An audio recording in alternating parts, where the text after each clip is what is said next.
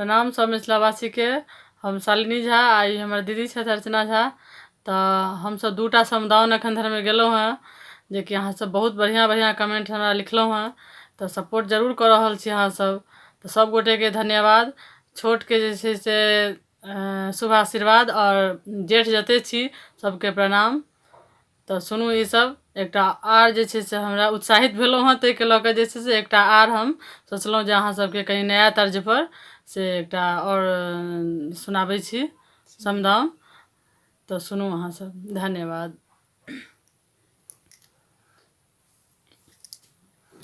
जाऊ दिया दन आहाँ तो पराए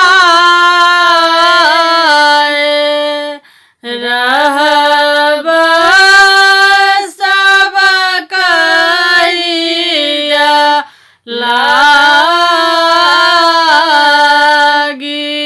जाओ दिया दन आहाँ तो पराए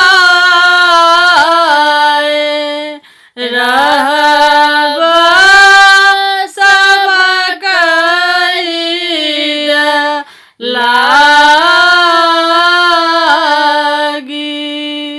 सास ससुर के कहल पर चलबा देवरा के बुझाइबा।